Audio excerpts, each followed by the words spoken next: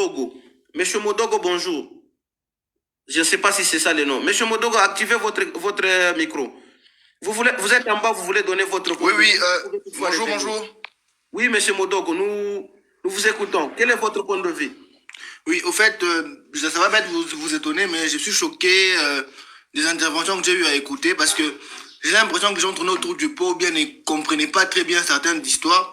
J'aimerais commencer par monsieur Henri qui a acculé Tshisekedi, que c'est lui le problème du Congo, on doit le sortir, tout ça, un incompétent. Excusez-moi, je n'irai pas jusqu'à dire qu'il est compétent parce que je suis aussi d'accord que pendant son mandat ici, il n'a pas été à la hauteur de nos attentes. Parce que je ne vais pas vous mentir, ce n'est pas voté non plus.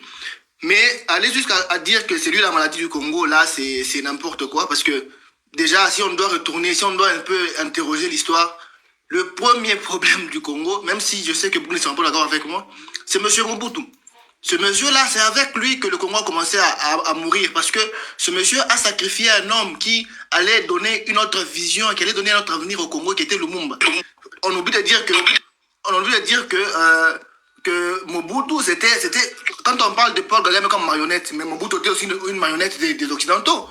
Mobutu a été financé par la CIA et les Français pour faire ce qu'il a fait à Lumumba. C'est ça qu'on n'oublie pas. Et aussi, quand on parle de Paul Kagame et des Rwandais qui veulent prendre nos richesses, mais attendez, on parle de quoi là? On oublie déjà que nos richesses à nous ne nous appartiennent que de nom. Parce que je ne sais pas si vous suivez Alain Foucault, mais vous serez choqués de savoir que 90% des réserves de cobalt que nous avons ici au Congo ne nous appartiennent que de nom. Parce que nous avons le droit sur le papier de l'exploiter que 10%. Et les 10% ne sont exploités que par des Libanais, des Marocains, des Chinois.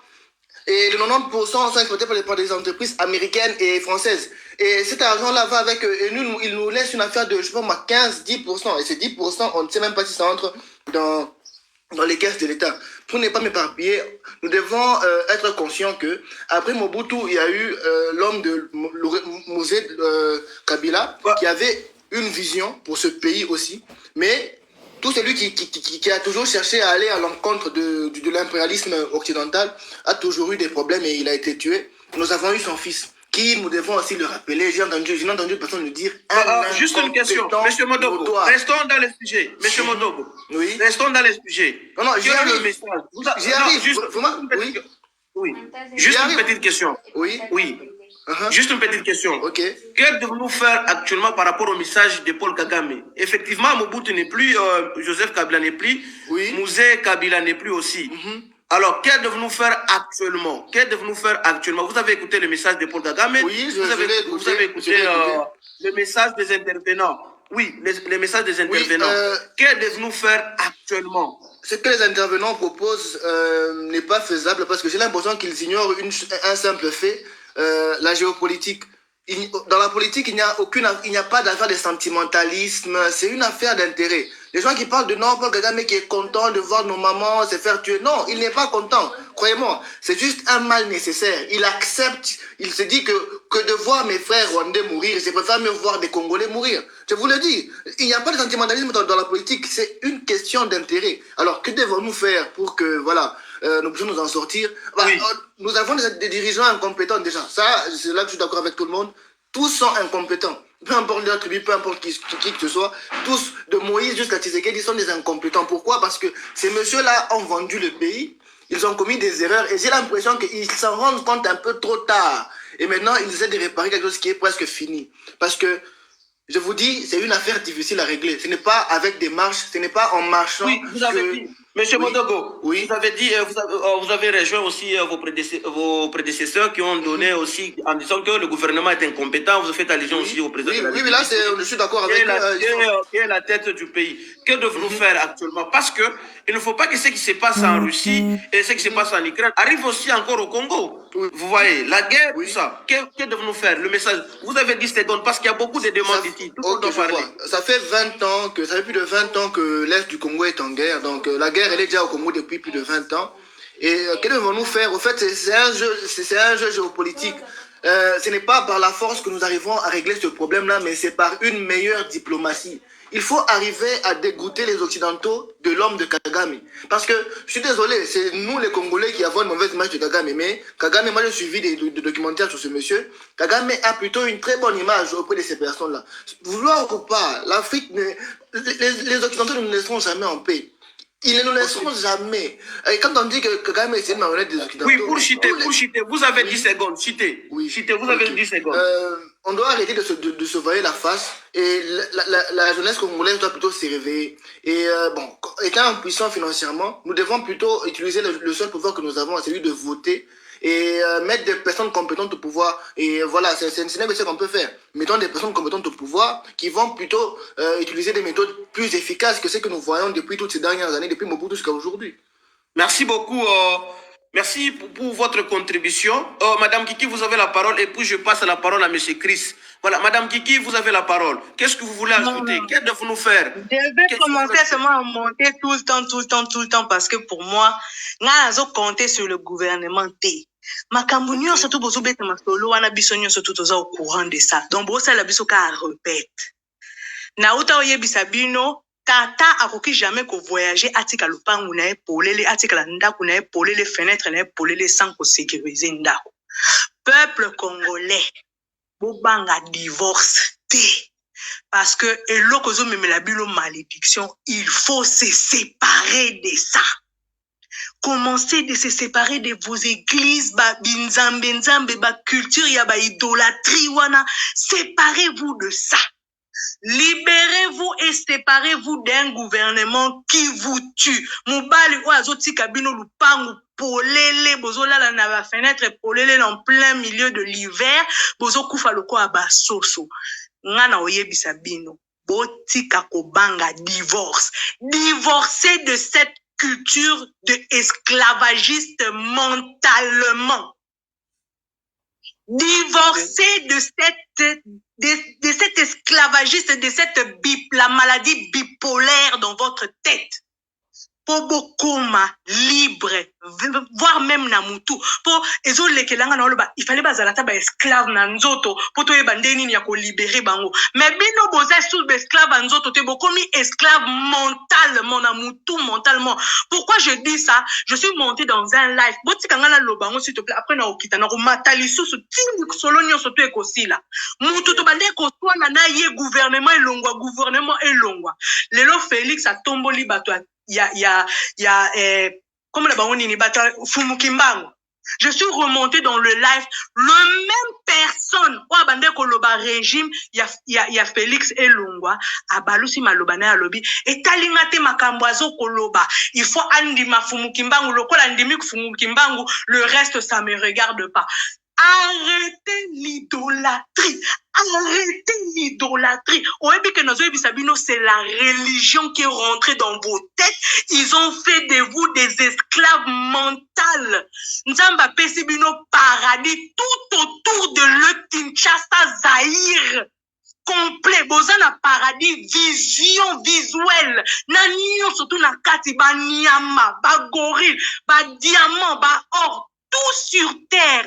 Arrêtez de chercher d'aimer un Dieu que vous ne voyez pas parce que le Dieu là il est visuel. A telebino nyo surtout polele obomona na misu na bino mais bino bozo négliger yango pour que ne kolinga un paradis invisuel un paradis que vous ne voyez pas.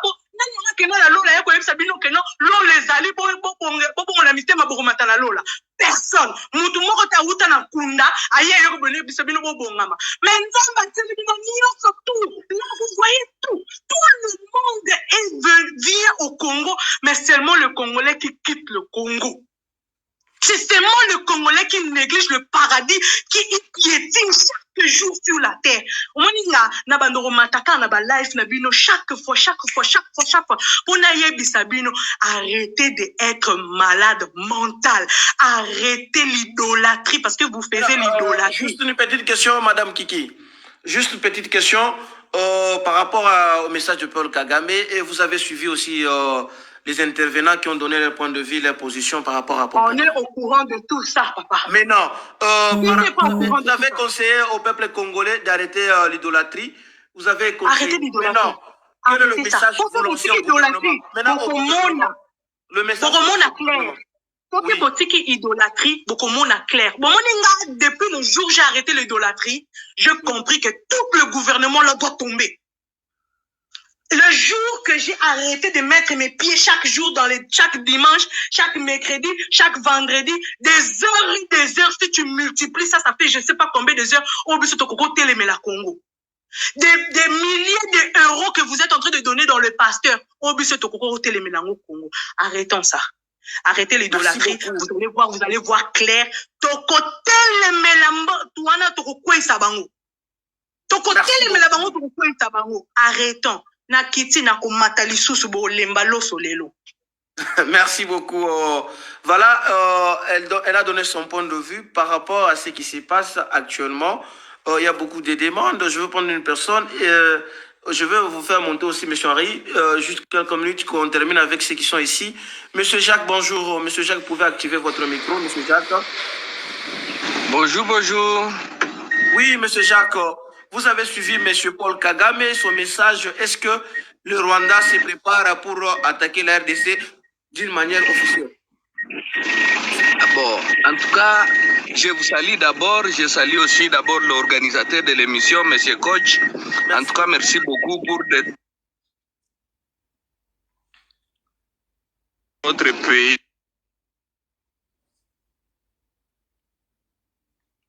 Alors, nous vous écoutons.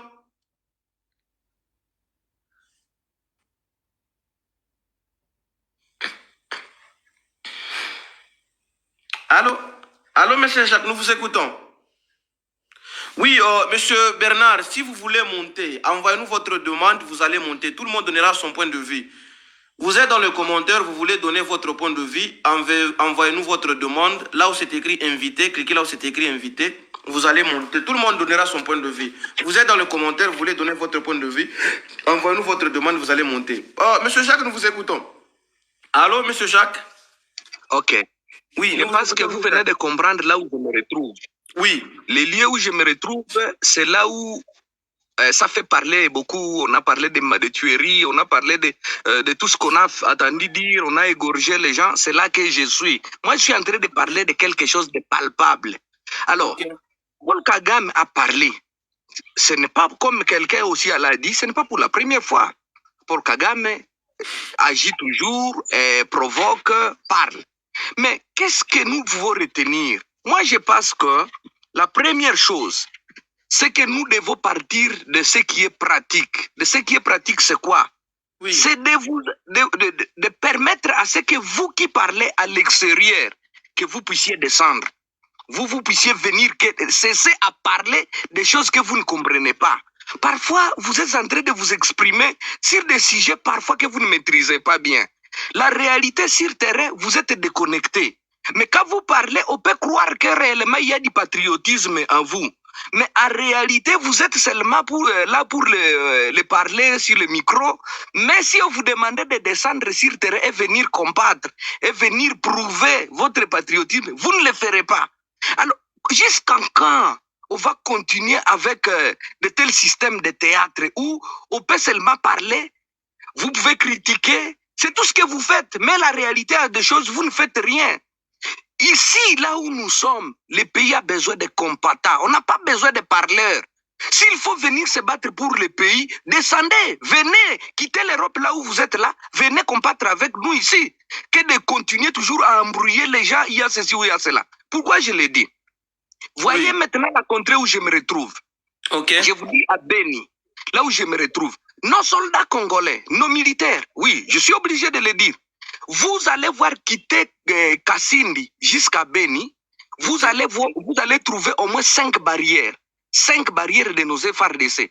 Mais sur les 5 barrières-là, qu'est-ce qui se passe? On perçoit seulement l'argent. On perçoit seulement l'argent, on ne contrôle même pas. Vous allez venir, on ne va pas vous contrôler. Si vous donnez vite l'argent qu'il demande, vous passez. Si vous êtes venu avec quoi et quoi et quoi, vous allez passer. Si vous discutez, c'est là que vous allez vous soumettre à un contrôle. Mais qui sont ceux-là qui gardent maintenant les milliers ces derniers temps? Si vous attendez dire qu'à Beni, ces derniers temps, on n'égorge plus, c'est grâce aux soldats ougandais. C'est seulement les soldats ougandais que vous trouverez en train de faire des patrouilles. Mais nos militaires, la plupart d'autres passent même nuit dans les hôtels. Alors, quand on va vous dire que FRDC, c'est ça dans vos télévisions là-bas, venez ici sur terrain, vous verrez qui représente un FRDC. Et ces gens-là, ce sont les mêmes personnes qui nous mettent très mal à l'aise. Si vous attendez dire qu'il y a eu incursion, il y a des ADF qui sont entrés quelque part.